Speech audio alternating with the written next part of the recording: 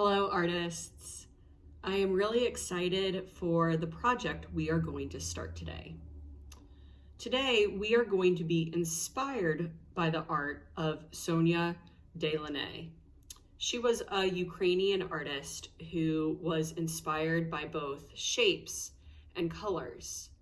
She found a really interesting way to draw shapes and to color them in. Today, when you get started, we're going to draw one or more lines. Then you'll be drawing circles or other geometric shapes around those lines. Geometric shapes are any shapes that have names.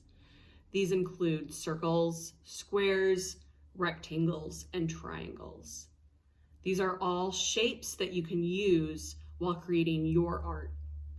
I'm going to ask that you use at least 3 geometric shapes today. When you are finished drawing your art, it might look something like this. In the next video, I'm going to show you how to color your art in a unique way. So stay tuned for part 2. If you would like more information about the artist, I have attached a video in your Google Classroom explaining a little bit of her history. So I suggest that you check that out. Let's go ahead and get started.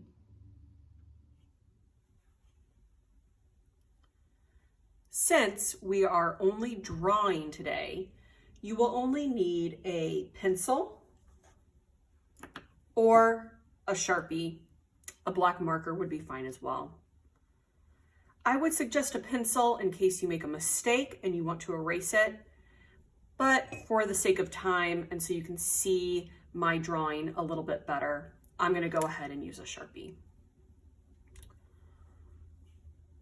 To get started, you're going to need to draw 1 or 2 lines. You can always add more as we go. I'm going to go ahead and draw 2 diagonal lines. I'm starting at the corner and I'm going to draw up. Then I'm going to start at this corner and draw up. Remember, in this project, you're going to need at least 3 geometric shapes. By making these 2 lines, I've already created a triangle. Now I can start adding circles along both of the lines. I'm going to start towards the top and add a half circle. We can also call this a semicircle. Then I'm going to keep repeating the semicircle so it gets bigger. I'm going to repeat this on the other side. I can make the circles line up like this, or I could put them in the middle of this one, just like this. So it's okay if they don't line completely up. I'll finish it with this one, and I'm going to stop the circle right here at the edge. When you have smaller circles inside larger ones, we call these concentric circles. I'm going to do the same here. Maybe this time I'll only do 2 lines. Just like that. And I can do another circle over here. So I'm starting with the semicircles first on one side, and then repeating semicircles on the other side.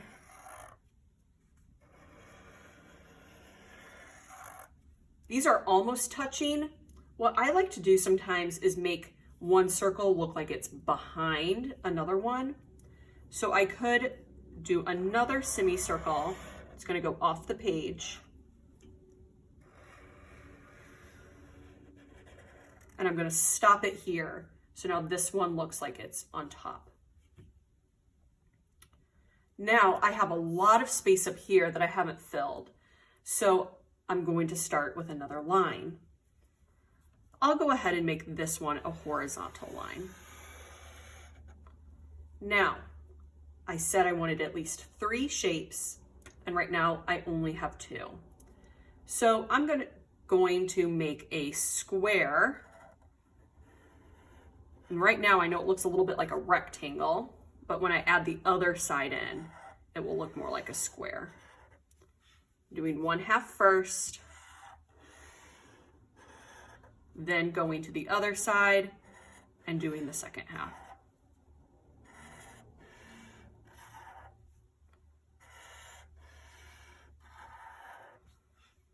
And I might want to make another square, but maybe I'll line it up on the line so it looks more like a diamond. To make a diamond or a square that's just tilted, I'm going to make a triangle like this. Repeat the triangle and then make it on the other side.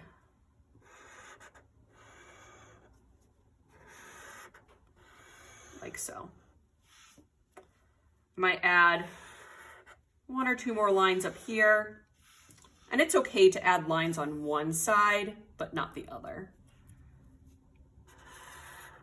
I like how these lines kind of fill the top of the page, making it a little bit more interesting. When you have filled your page, there's something at the bottom, the middle, and the top.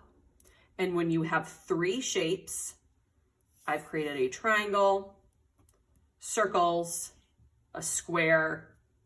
This is really another square that's just tilted.